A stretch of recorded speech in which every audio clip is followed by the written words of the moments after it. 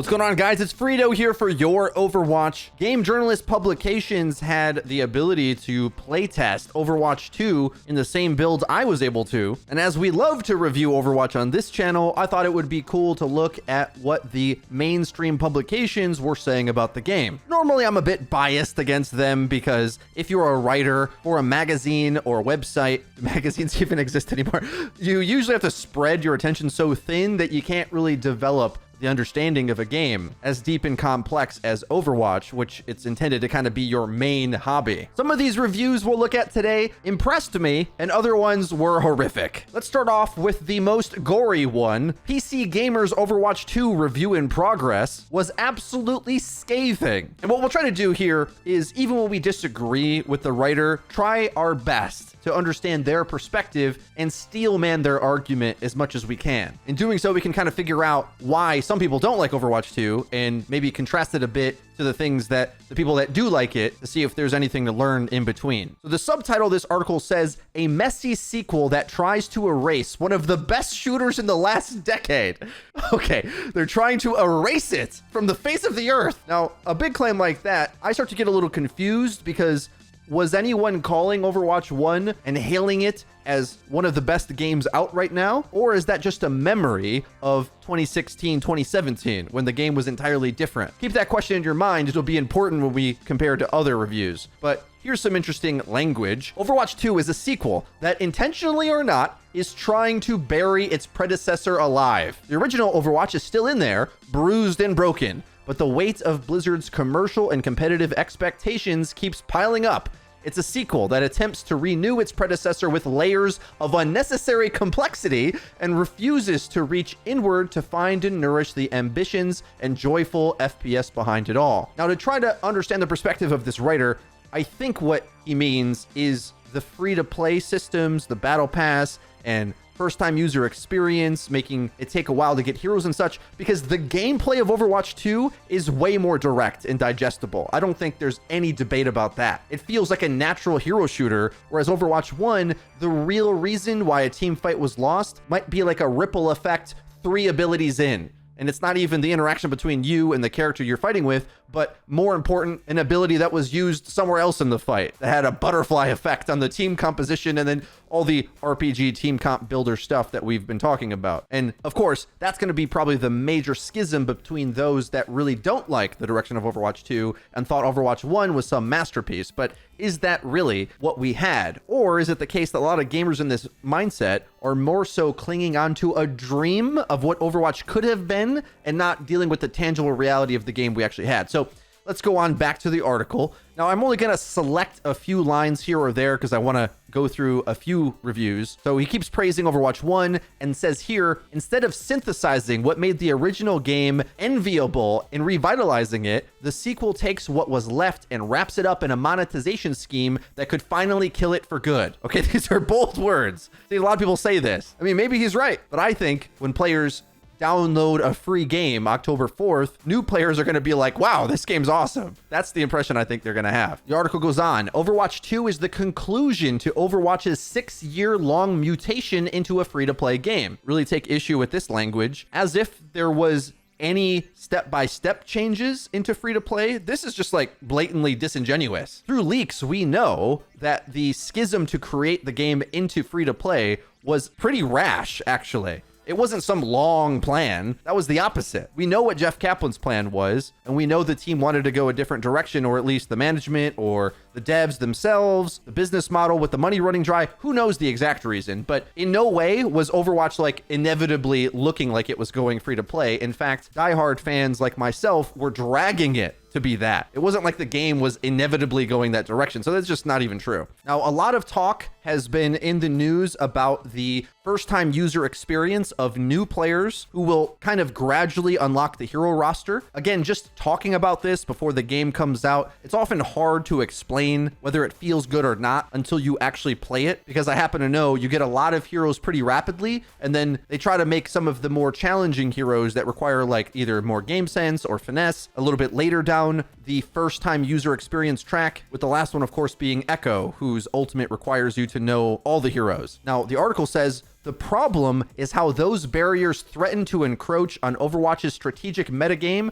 with hero swaps and counterpicking. I think this is going to be a major discussion point for this channel and hopefully a lot of channels. Overwatch 2 is not a game about counterpicking, not in the hard counter sense. You can improve your matchup by swapping, but you can't counterpick, really. I've played enough Overwatch 2 to know how you should actually pick heroes, which is to say, think about what plays you want to make on the map geography and the objective. Or is there a weakness you can leverage on the opponent's team comp? But here's the problem. You can't do all three of those things with one pick.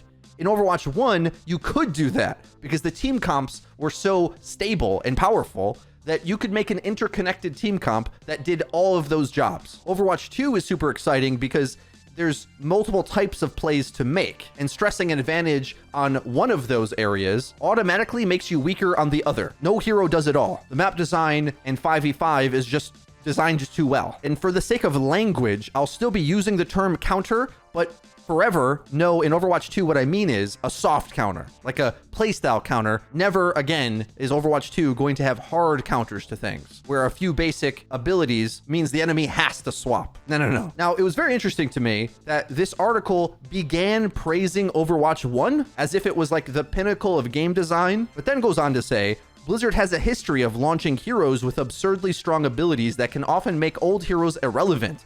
Echo dropped in 2020 as a flying burst damage hero that made almost every other DPS pick look pathetic in comparison. And even Overwatch 2's Junker Queen recently had to be tamed so that professional players would finally pick another tank in the Overwatch League. Yikes. I am not going to be able to thrash every point he makes here because, of course, A, power creep is in fact a thing in every game that adds new content that you have to be worried about. And B, I do also think it would be a mistake for Blizzard to balance for Owl first. Before the game's out, maybe they have to, but I think they're going to have to rethink how to make Junker Queen more of a solo queue acceptable hero without breaking her for team play. But in the short term, they did what they had to do for the meta to not be horrible. So he does have a point here about Junker Queen. I also share that concern, but she's still fun to play. She's just not as strong. I think they should consider making her solo impact a bit better somehow so that you can still pop off on a pop-off style hero, because realistically she was OP in Owl because of the aura, and that, we don't want. But at the same time, I think this writer and players that idolize Overwatch 1 seem to forget that baked into the cake was outrageous over-the-top counter-pick abilities. If you like the tactical RPG team comp builder counter-pick game that Overwatch 1 was, well, you have to have characters like Brig so that you can have a character like Echo that can nuke her from range. One pick destroys Tracer, one pick destroys her, and you go around and around in a circle. That's what Overwatch 1 was. Overwatch 2 is nothing like this, like I said earlier, and it's way better because of it. I've been loving the chance to play it recently. The article goes on to be skeptical of the battle pass and potential slippery slope to other pay-to-win mechanics. Diablo Immortals mentioned. Yeah, all those things could be scary, but I'm not going to doomsday before there's something to doomsday about. So you're free to worry about that. I choose to live in the world of the present, knowing that I'm going to hold them accountable every step of the way. And I think what we have right now is fair. The article goes on to criticize Overwatch 2's gameplay, which I think is its strongest point. I think this is really the schism point that I was talking about. The article says this: Overwatch in its original form was a rare FPS that welcomed non-FPS players,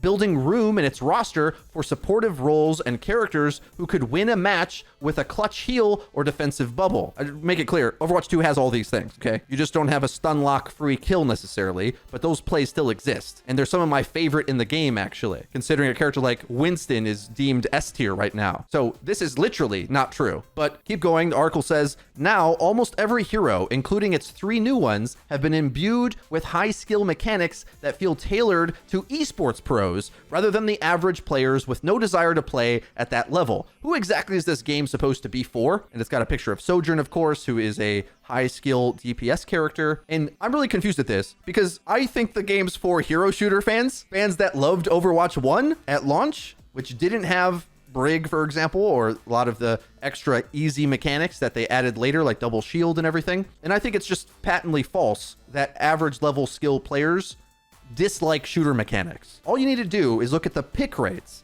for a character like Ana across the global tiers of all matchmaking. She's one of the highest picked characters, even though most of the time you're not good enough to play her, like in a lot of cases. Like you would be better off playing Mercy for, I would say, like 60% of the skill tiers, to be honest. At least in Overwatch 1. But players want to play Ana and Zen because they're fun to play. The non-direct FPS elements of the game, whether it's the hero abilities or melees, a character like Brig I've been loving playing, Reinhardt, for example, these are core to what Overwatch is, and they're very strong in Overwatch 2. We just don't have too much of it. You can't pick 6 characters with defense, right? Like, that's the difference. So who's the game for? Players that want to have fun? That's what I would say to that question. I'll summarize. The article goes on to talk about how there's less CC, more individual plays, confused how this is negative, but these all sound like good things, but then goes to explain that the writer believes that playing against characters like Sombra and Wrecking Ball to be a nightmare. And what I have to imagine is this is like reading a forum post. This is a player that preferred the static combat of 2 death balls in Overwatch 1, poking at the choke forever without any movement or gaining map advantage, and just hopefully an ult pops at some point. To me, that was always the worst aspect of Overwatch gameplay. And for some players, that was like a safety blanket. Rather than playing the hero shooter game, they could kind of just play the almost auto battler, 2 death balls vaguely throwing abilities at each other. Yeah, no, you gotta position in this game. The article goes to criticize the grind of unlocking characters, but also the grind to unlock Battle Pass content. This is one that I think I want to keep a close eye on, because while you get the hero for paying your $10 for the battle pass, to actually progress in it, you might want to do the challenges that it asks of you. This I do think is good criticism we should pay attention to. He says, the battle pass and challenge system fragments the original game's attempt to simply make a game worth trying in. Wins are still important and always the goal of at least one challenge every day, but objectives that ask you to mitigate a certain amount of damage with a barrier or get 100 kills redefine how you should approach each match.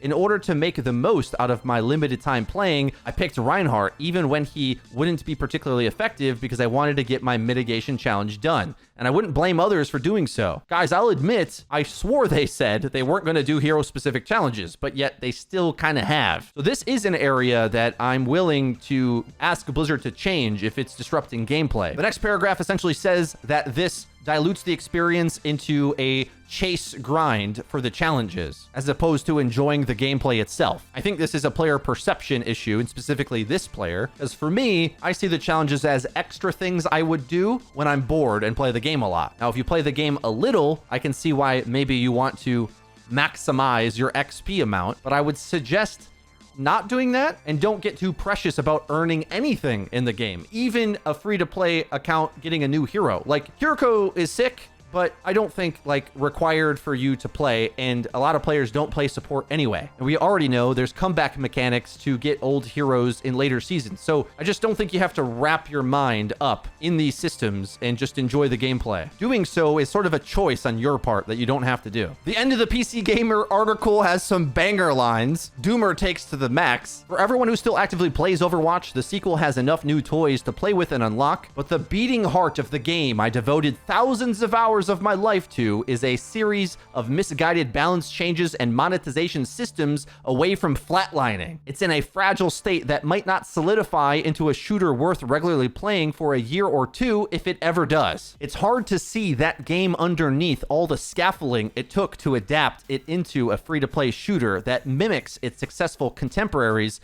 and ties it all into a shameless monetization scheme. It might still become the game many of its fans like me dreamed it could be. It could be a game that appeals to people who love the cerebral joy of a frantic firefight, but one that maintains a metagame of counterpicking and positional play for those who like to play chess with its unique heroes. I mean, this is the whole point I'm making with a bow on top, isn't it? He wants to counterpick and win by counterpicking, not playing. That game sucked, bro. It was not good.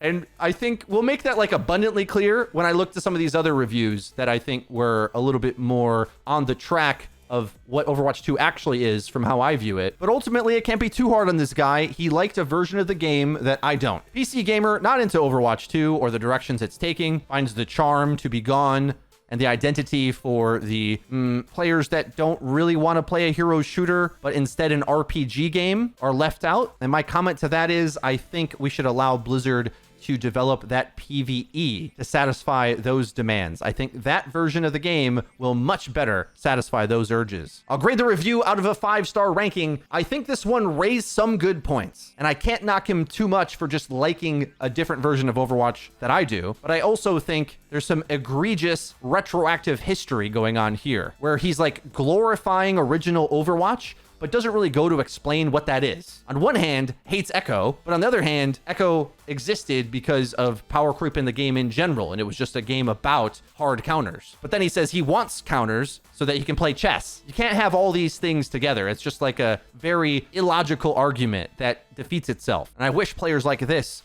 would realize that and be a bit more reasonable to the compromises you have to make in order to make a game that does work, as opposed to a pure chaotic one that is just kind of a mess and impossible to take seriously, but maybe easy to play without getting good at it. So with that, PC Gamer, the Overwatch 2 review in progress, I'm gonna give it 3 out of 5 stars. Not too bad. But they made another article saying, I played Overwatch 2 on a new account and the hero grind sucks. With a limited set of heroes, I felt boxed in. This article's talking about when you make a brand new account, when you didn't own the original Overwatch, the first time user experience slowly unlocks characters as well as game modes, requiring 50 wins before you even get competitive mode, which might be around 100 games or so, which is the same for getting Echo. A big burst of heroes are unlocked rather quickly, and then they sort of stagger them out a bit. And my major problem with this article is this. On one hand, the article praises the starter characters that are good for beginners,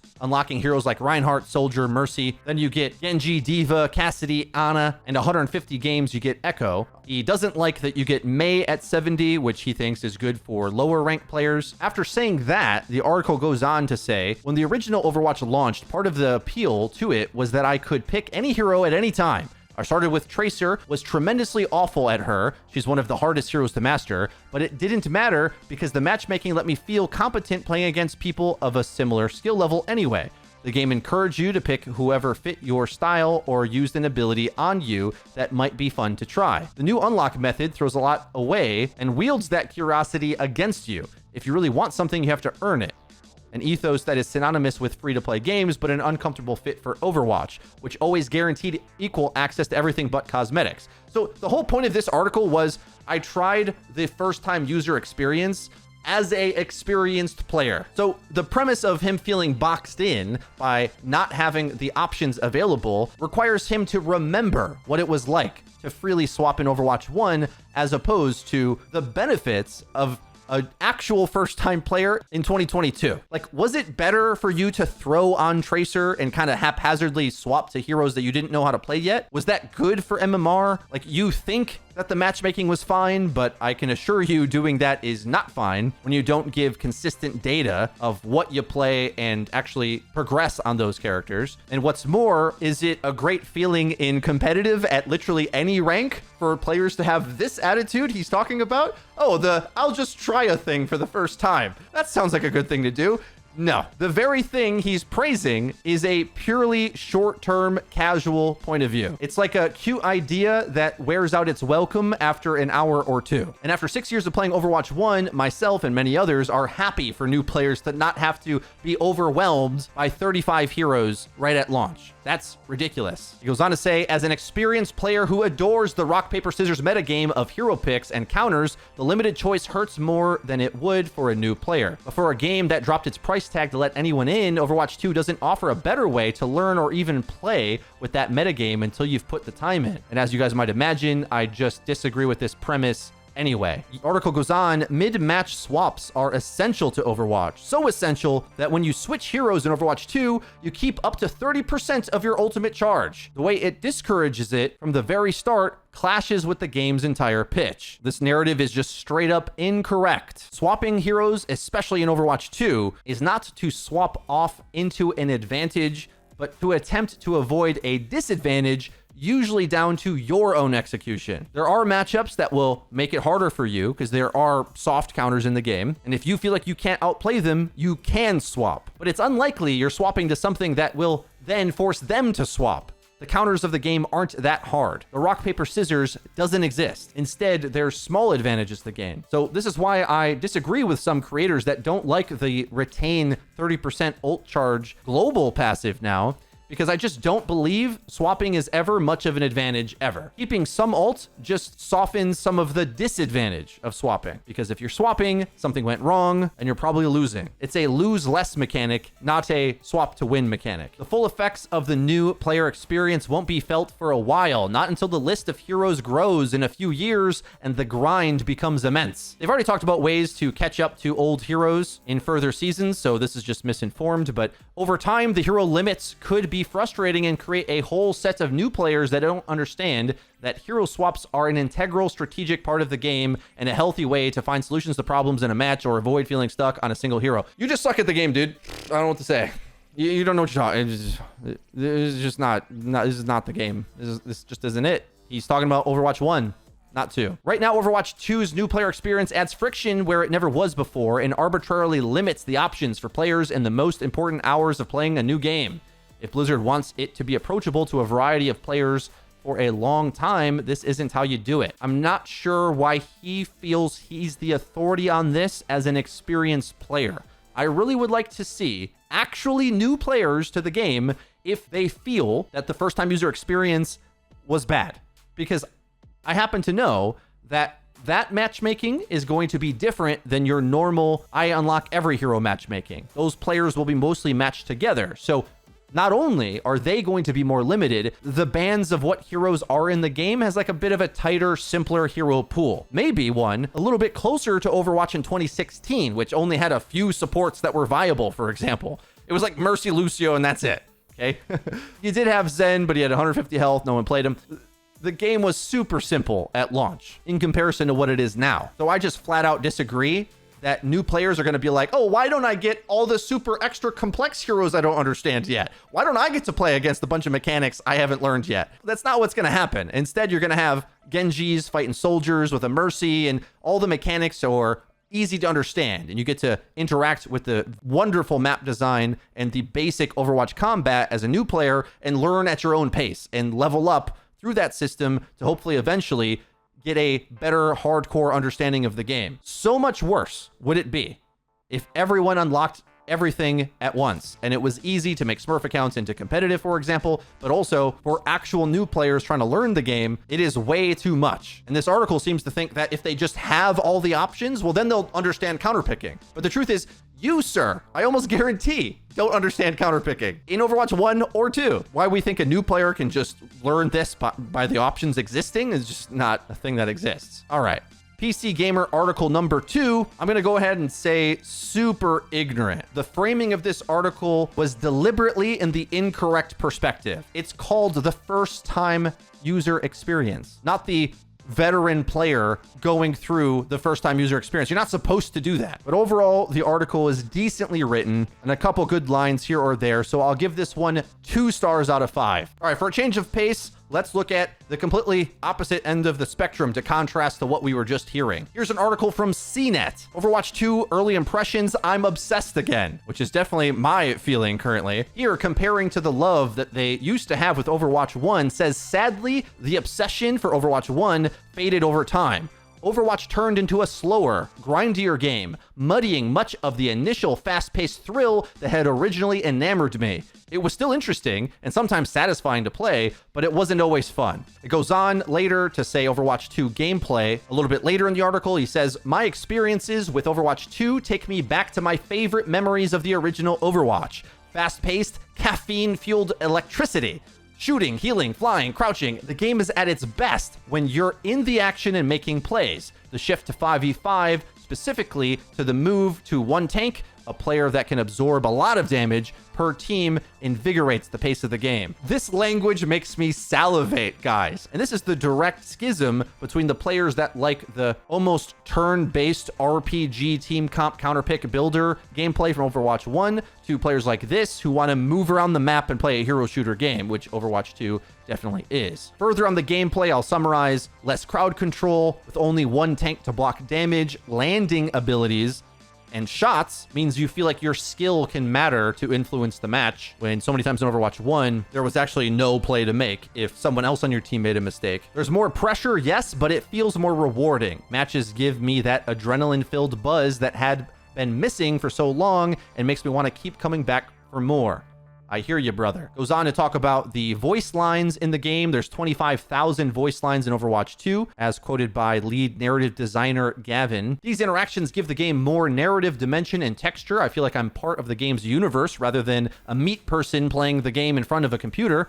And seeing how much has been squeezed into the PvP game mode makes me even more excited for PvE game modes that are coming next year. This is interesting because other articles were basically saying the game's like devoid of character, and I disagree with that. I agree with this article saying that like all the animations being updated and the banter between the characters, even their own individual funny voice lines when they do things, the game is bristling with character in my opinion. And you don't get that necessarily in our videos when we mute the gameplay, but playing the game, I'm just constantly like having fun. And a lot of it comes from the immersion into the game. This article brings up a very good criticism that I want us to keep in mind. The new content coming every 9 weeks is good, but here's the criticism. My initial worry was that all the best content would get dumped into the first season, but I've gotten a look at some of the new heroes, maps, and more coming in future seasons, which was enough to reassure me that there's plenty of cool stuff in the works in the months and even years to come.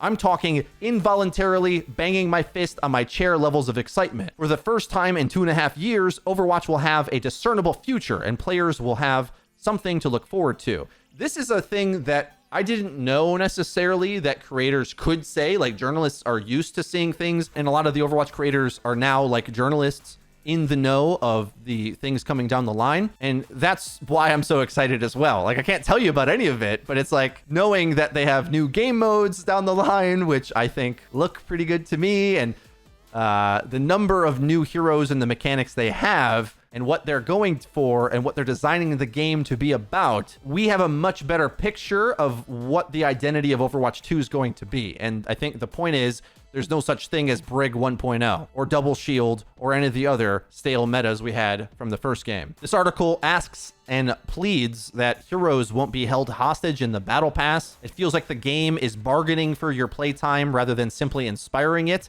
I hope Blizzard moves away from the locked hero model, because I think the battle pass offer such cool unlockables that they don't need to resort to holding heroes hostage. This is actually like kind of a praise of the battle pass, and I have seen a lot of other communities, not Overwatch players, but Apex especially, look at our battle pass and say, oh my god, you have actually desirable stuff in it.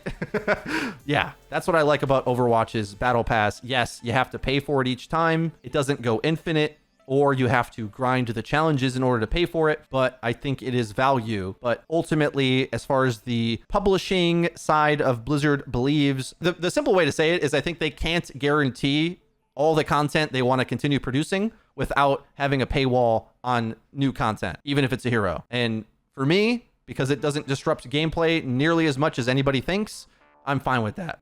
The article ends in saying that they're still addicted and want to keep playing, even though on the test build, they can't even advance their battle pass, but just getting a chance to play their favorite heroes again because the game's so fun, I totally get it. Not every game of Overwatch can be match made to feel fair and competitive. If you or someone else on your team has a rough day in performance or your hero pool's not suited for the situation, those things happen.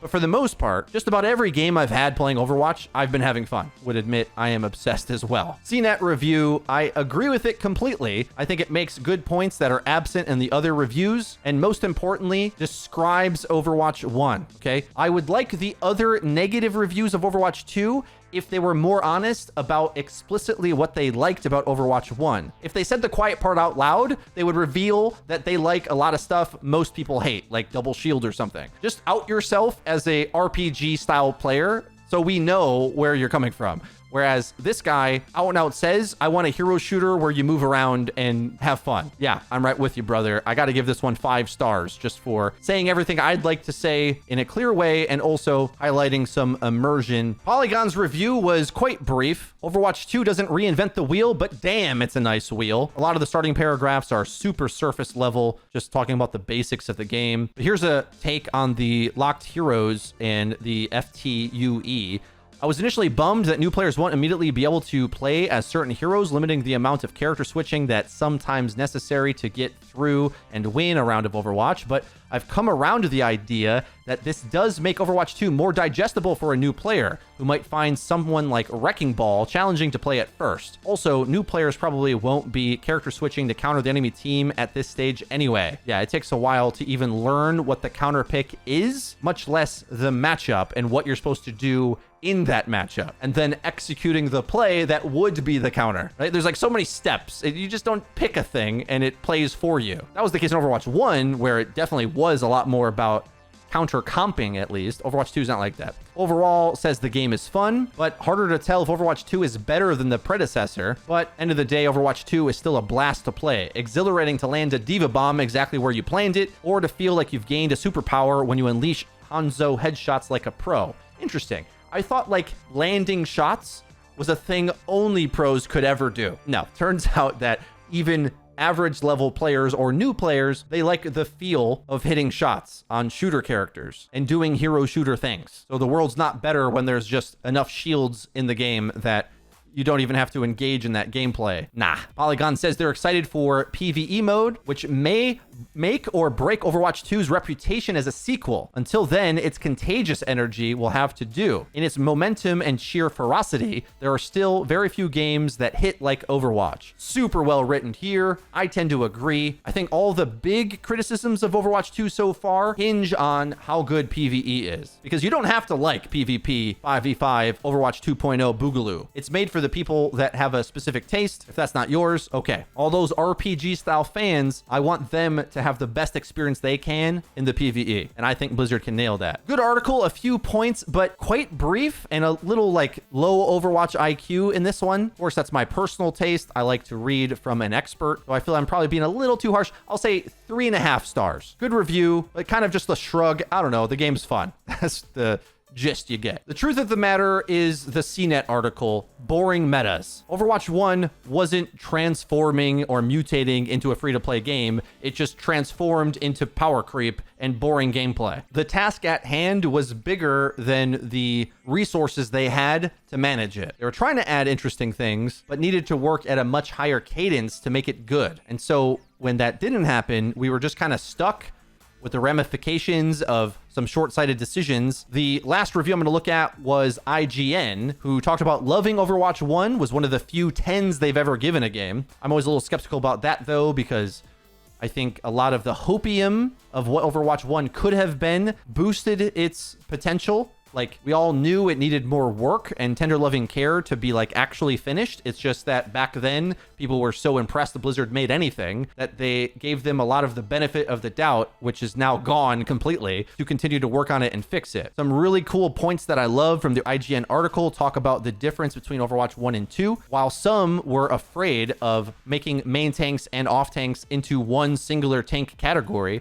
the truth of the matter for most players in Overwatch 1 is that there was only one tank, Reinhardt. In my time playing, this led to the prevalence of Reinhardt being selected due to him being one of the only viable protectors available. So while, yes, there's all this extra options in theory and other team comps you can run, they either would make degenerate gameplay or they wouldn't play the game in a natural way for most players. This is what I love about 5v5, where because you're not so interconnected with a team comp meta, for example, the enemy have a Rein, you don't. Do you have the skill to know how to outplay that? Most players don't, so they just default to, can we get a Rein too? And that was Overwatch 1 for most players. That's not good design. The IGN article is a little bit more nostalgic for the Overwatch 1 gameplay. Here's a little section I'll call accidental synergy, a concept that I remember coining like in 2016. While it does mean that attritional shield battles thankfully appear to be a thing of the past, moments like perfectly timed ultimate combos when a Junkrat Riptire works its way towards a group of healthless enemies caught in a Graviton Surge are now a rarer sight. Matches often feel more like a set of deathmatch skirmishes rather than a long tactical battle. And where I'll disagree with this is, like, I think if you start watching higher level gameplay, you'll realize how much that that still exists. The more novice you are at Overwatch 2, the more you're going to think it's just a deathmatch all the time. But really, what higher level players do is hold the map, get their resources, and launch just like you would in Overwatch 1. You're just doing it for more dynamic positioning. And you, have a chance to deathmatch a bit more than 0, but a lot of characters are still based on their ultimate combos. It's just the percentage of that has shifted a bit. Goes on to talk about how Overwatch 1 had boring metas, specifically shield-heavy ones. Too many times would you settle in for a fun evening only to be met with Bastion and a Torbjorn turret safely hidden behind what seemed like endless layers of shields. These initial adjustments to Overwatch 2 clearly address this. And thankfully, those multi-shield days feel a distant memory due to the significant reduction in barriers. But don't you miss all the tactical BS you could set up? Don't you miss when your whole team comp could just be a turret with a shield attached? No, I don't miss that at all. However, the byproduct of this, as IGN says, while they do praise 35 heroes becoming pretty balanced at launch, and I tend to agree. The game's pretty balanced, except for a few standouts. He says, rarely have I seen one hero dominate a whole match, with each shining at different moments. Some things are seemingly just inescapable, though, with Genji still consistently slashing his way to plays of the game across my entire screen 6 years later. I mean, Genji got a huge boost from that DPS passive and is just a sick Overwatch 2 character in any regard. But he's also one of the most popular characters in the game. Talking about the content pipeline, it generally feels like an exciting time to be an Overwatch fan again, and for that, I'm more than grateful. Given the time to implement all that is scheduled to come to it over the next year, I see no reason why Overwatch can't reach the dizzying heights that it once did again. Well, that's a completely different take than the start of the video. I'm not sure where I land on this. Does all the new systems bog down the game to the point where new players are going to hate it? Or is the constant stream of content going to reach us to dizzying heights, like the top game in the world? It's hard to see. I think we just got to get the game in the new players' hands and stop talking about it so much and let you guys play it. I can't wait for October 4th. The review ends in saying that the devs have to fulfill their promises. At the moment, it's a fundamentally great shooter, just one that is perhaps not currently operating at the towering heights of its powers. Perhaps the greatness will be recaptured over time as the community provides feedback through our many victories and defeats to come when Overwatch 2 fulfills the promise of its newly rebuilt foundations. Totally agree. Full review will be out next week. This article as well worries about the slightly ajar pay-to-win door, that if a new hero is introduced and is like meta dependent, that's always a worry, but I also think that happens in League of Legends, and yes, that has a ban system, so maybe that's what we have to then discuss at the time, but in comparison, there has been OP weapons in Warzone, which does cause for concern, but I just think that Overwatch has so much in the base game anyway, that a hero would have to be crazy OP to invalidate all the rest of the foundation it's built. And having seen things that are coming, I think they're designing heroes the right way, so that's not going to happen. The interactions of the game are too sound. It's kind of sad to me that the discussion of Overwatch 2 has to be framed in the fact that it's not as impressive as Overwatch 1. But as a diehard fan myself, seeing them actually figure out how to design this game competitively to not be the nonsense it was in Overwatch 1 and make sense to add characters that I don't think are going to break the game each time due to the faith I have in the core foundation of the game mechanics and the natural asymmetric team comps and the individual agency and the lack of hard counters and all those things. Those are such a big success that I just think more content down this line means I'm very optimistic Overwatch can thrive as a game. I'll be looking forward to seeing the reception of the game when everyone gets a chance to download it October 4th. Let me know your thoughts in the comment section down below. If you did enjoy this video, please be sure to leave it a like, and don't forget to subscribe and click the bell icon to actually get notified when our videos come out. That's been it for me. I've been Frito for your Overwatch. I'll see you guys next time.